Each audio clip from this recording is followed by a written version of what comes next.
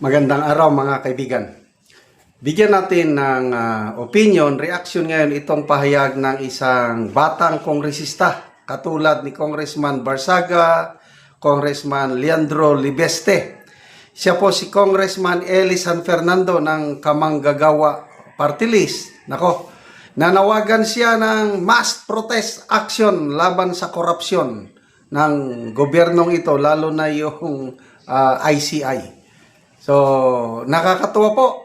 May mga kongresista tayo na talagang nagsisilbing boses ng taong bayan. Ito,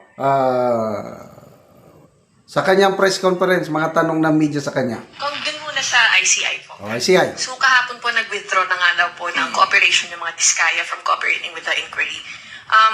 Doesn't this hammer home the point na toothless or useless yung ICI? Kasi for one, di naka-public yung hearings. At pangalawa, kayang mag-walk away ng mga Diskaya from cooperation just like that. Yes. Yes. Tama.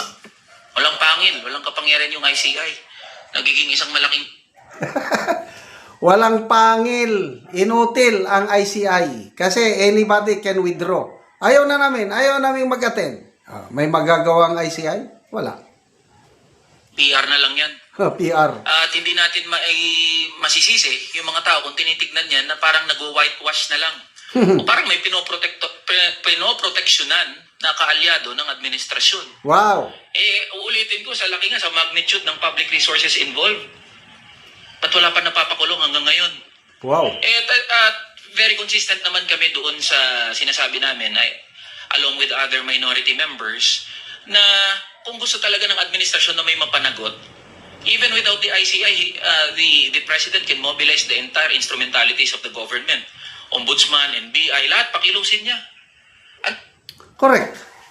Kasi itong ICI, kung ano ang findings niya, pupunta pa rin sa ombudsman eh. Ang ombudsman pa rin ang magsasampa ng kaso. So, duplication lang itong ICI nito. Whitewash nga, public relations stunt ng administrasyong ito. Dami nang po pwedeng tuntungan eh.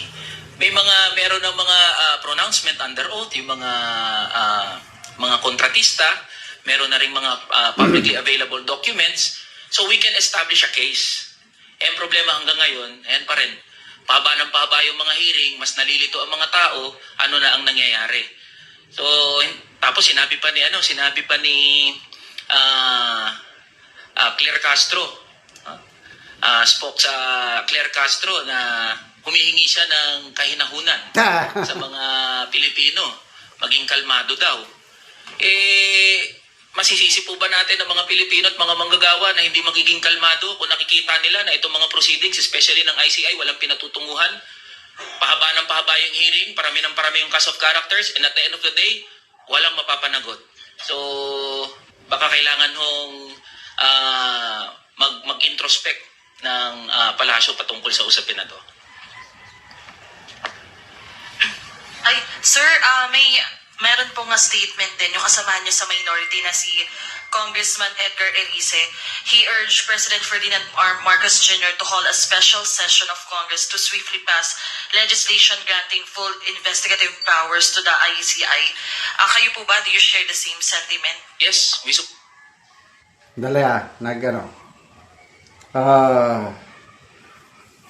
Ito pa ang nakakapagtaka, no? Support that. Kabilang din po ako sa naghain ng House Bill na nagbibigay ng kapangyarihan sa komisyon, contempt and subpoena powers. So we support the statement of Senior Deputy Minority Leader Edgar Elise. Okay. Kung seryoso ang Pangulo, itong ICI niya na may ngipin ba, may powers, bakit hindi siya magtawag ng special session na para apurahin yung bill granting powers to ICI? Magagawa niya yan kung gusto niya. Ay wala eh, parang palabas lang talaga itong ICI. Parang, okay, may ginawa ko, wala akong kasalanan, okay na ko, maniwala kayo sa sasabihin ng ICI. Ganun lang eh. Sa ngayon kasi walang ngipin, inutil ang kanyang ICI.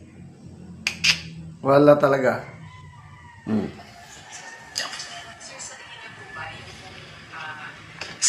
yun pong pag-refuse ng mag-asawang Discayas na makipag-cooperate sa ICI, mahihikayat din yung ibang witnesses at saka yung iba pa pong mga ipapasabina na tumanggi ring makipag-cooperate sa ICI dahil wala nga pong sapat na kapangyarihan yung ICI. Yes, tama yun. Nagsisend yan ng mensahe doon sa mga sangkot dito sa anomalous and ghost flood control projects na kahit ipatawag sila ng ICI, pwede naman silang tumanggi. So wala nang kapangyarihan, inutil ng ICI. At hindi ko masisisi ang mga manggagawa at ordinaryong Pilipino, and that is my belief, na parang walang kwenta, walang silbi na itong ICI. Hanggat walang nakukulong, hanggat walang napapanagot, even contempt powers, ano na lang yan, lokohan na lang yan. Yan nangyayari dyan sa ICI. Again, that is our challenge to ICI. I-livestream nyo kung wala kayong tinatago, i-livestream nyo yan. Hindi sapat na sasabihin yung nakatape, hindi sapat na every hearing, lalabas na lang yung executive director at magre-report anong inabot ng ICI proceedings. And my last message is sa mga kamanggagawa natin, mga ordinaryong Pilipino, kung kayo po ay galit, kung kayo po ay talagang naiinis sa mga nangyayari, yan po, pwedeng mag-ingay, mga lampag, mismo sa harap ng ICI. Kalampagin natin hanggang magising yung mga miyembro ng ICI. Huwag po natin hayaan na makalimutan na lang itong issue na to. We encourage and we support lahat ng pagkilos ng mga manggagawa at ordinaryong Pilipino, kahit anong grupo, kahit anong kulay. This representation is encouraging mass protests patungkol dito sa korupsyon at issue ng anomalous and ghost flood control project. With that, maraming. Grabe, oh. This representation is encouraging mass protest against corruption. Oh, ganyan din yung sinasabi ni Congressman Barsaga. Iba lang ang style ni Barsaga dahil doon sa Forbes Park. Ito mas mas pino ang kanyang style pagsasalita, but they have the same objective, labanan ang korupsyon. Grabe itong ICI na ito na niloloko tayo eh.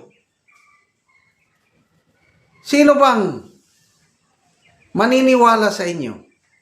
Mag-hearing kayo lang, tapos executive director mag-press conference, ano kami, hilo, iniinsulto nyo ang katalinuhan ng Pilipino.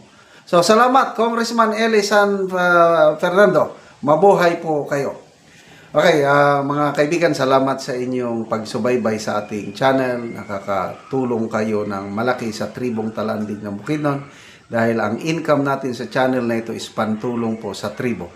Namimigay tayo ngayon ng mga libreng yero at pako sa tribo para makapagpatayo sila ng mas maayos na tahanan.